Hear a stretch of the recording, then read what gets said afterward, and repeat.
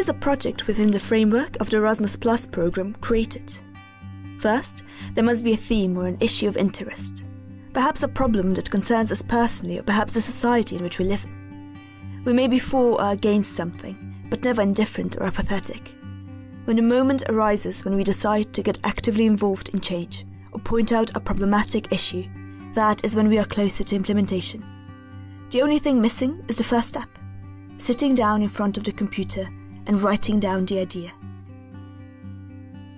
However, the idea by itself will not strive without a clear plan on how to achieve the goal, sufficient funds, and a team prepared to follow the plan through.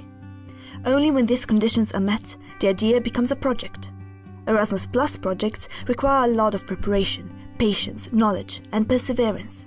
And of course friends around Europe happy to participate, as without them, there is no project. We are aware that the relationships between people and countries in Europe need to be highlighted, especially after the great financial crisis between 2008 and 2014 and the migration of nations towards Europe in the past year. At several previous exchanges within the Erasmus Plus program, we noticed that international conversations quickly turned prejudiced, especially between participants coming from the north and south of Europe. This led to a draft of a project reflecting the image of Europe divided between the rich north and the poor south, between those for and those against helping people fleeing war. A Europe where each crisis highlights prejudice and stereotypes and inspires a revival of discrimination, xenophobia, hate speech and hate-motivated violence. We observed the rise of radical political groups in opposition to the ideas and values of the European Union, such as acceptance of diversity and respect for equality, solidarity, openness and freedom.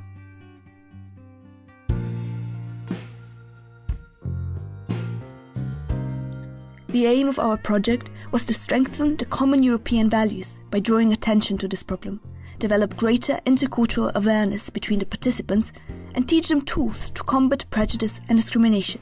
The title, Pride and Prejudice, was inspired by Jane Austen's famous novel.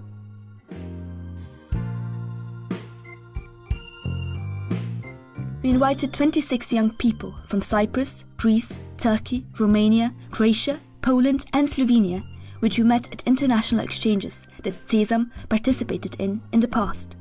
They arrived in Ruše, Slovenia, on the 2nd of August 2016, and for the next 10 days stayed at the hostel Veternica, which operates under the 3-star hotel Veter in Ruše. We also prepared a quality menu with a variety of food, taking into account all nutritional preferences of our participants. A swimming pool at a sports park, a wellness center, a sauna and a fitness center were available to the participants.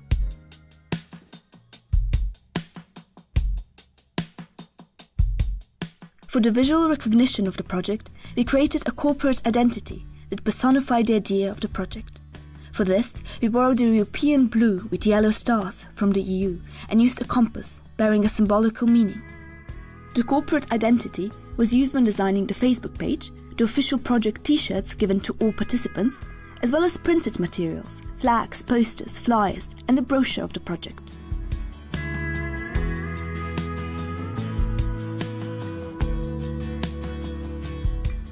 Two months before the start of the project, the preparations started. We created a Facebook page where our participants received all the necessary information about the project and Slovenia. The advantage of a Facebook page is also that the participants could begin correspondence before they first met.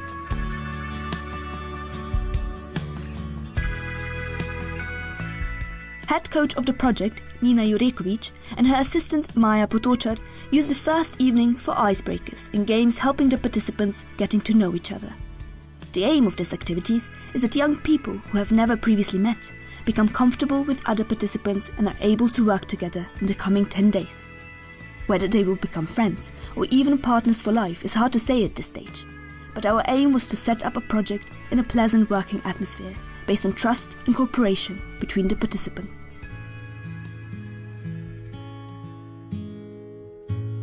The work method of Erasmus Plus projects is informal learning. Therefore, our project included debates, lectures, discussions, simulation games, social campaigns, lip-dub films and flash mob actions. The aim was that the participants gain knowledge and skills, which they can use back home when tackling prejudice, discrimination, racism, and xenophobia, and thereby create a higher level of consciousness and intercultural dialogue.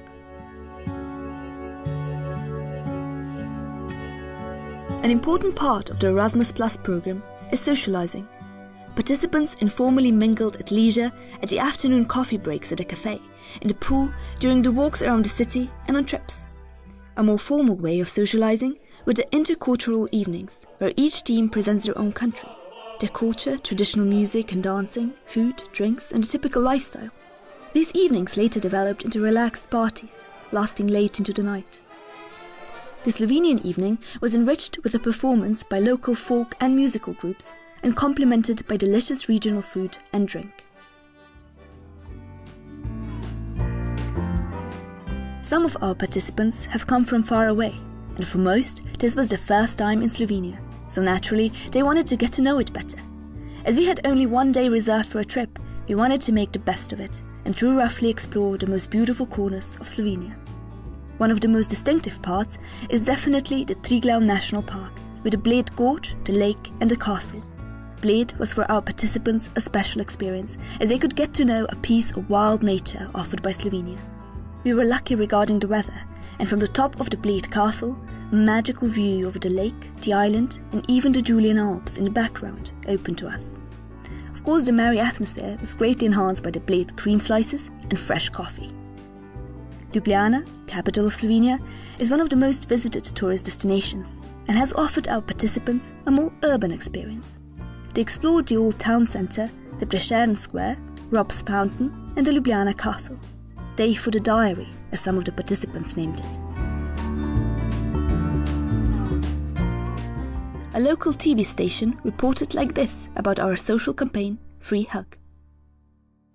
Le kaj lahko danes dobimo zastonj? Objem. Po ulicah Maribora jih je podarjalo 27 mladih iz Grčije, Cipra, Turčije, Romunije, Poljske in seveda Slovenije. Akcija Podarim ti objem je bila del programa Erasmus+.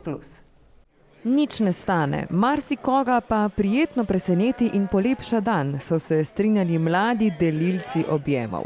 Za Mariborčane so jih imeli na zalogi neskončno. It just takes a moment or just a second for someone to make more happy than he or she is at the moment, and it also gives back that pleasure. I have enough hugs for everybody in the world. So, I don't know, maybe 100, maybe 200, I don't know. Potrebujemo jih vsi. Na psihološkim istraživanjima čovjek treba minimalno 8 zagrljaja dnevno da bi održao nekakvu razinu energije i sreće, a 12 zagrljaja dnevno kako bi napredovao. I zato su nam zagrljaji jako važni. Z njimi so skušali širiti pozitivne ideje in misli ter tako izničiti predsodke. We are trying to make disappearing the discrimination, and we want to cancel out the racist and all the bad feelings we have with for other peoples, not just only because of their colors or because of their religions. It's weird. We don't need anymore that kind of issues and feelings. Te je treba premagati, da lahko vzpostaviš fizični stik prek objema z neznancem. I feel maybe full of energy, and it's just because you don't get free hugs every day, and probably we stopped hugging each other, except if you just really know that person. I think it helps a lot when you just get a random hug from a stranger. Tokrat je bilo brezplačno objemanje del delavnic projekta Ponos in predsodki, ki so ga predstavniki Centra za mlade Ruše uspešno pridobili na razpisu programa Erasmus+. Ta program predvideva tudi delavnice, ki so seveda namenjene temu, da poudarimo to evropsko razmišljanje, torej solidarnost nasproti recimo predsodkom. In ta akcija je recimo podarjanje dobre energije, rečemo temu tako.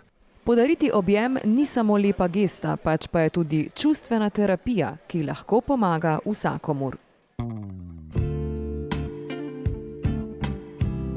Local and national media follow the Pride and Prejudice project with interest. Already during the introduction period, the daily news Večer, RTV Slovenija, Radio Maribor, the local monthly paper Ruške novice, the web portal lokalec.si, and a local TV station, BKTV, covered the project. BKTV also provided a reportage.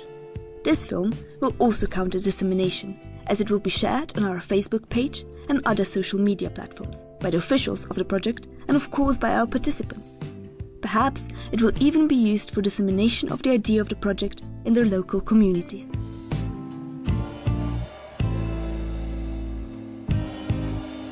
Before the last day, and with that the day of farewell, our participants learned about the functioning of the European Union, how to prepare a project by themselves, and at the closing ceremony received their Youth Pass diplomas.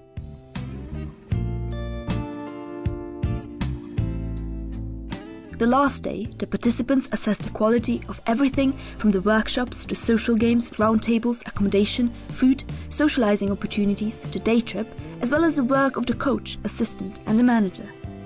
The project has received a total rating of 5.5, within a range from 1 to 6.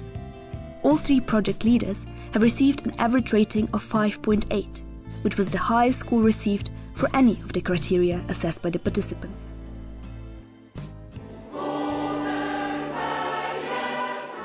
And instead of a farewell, let us introduce the follow-up. We are naming it Europe Thinks Together, and it will strive for the same aims as this project, but with slightly different methods.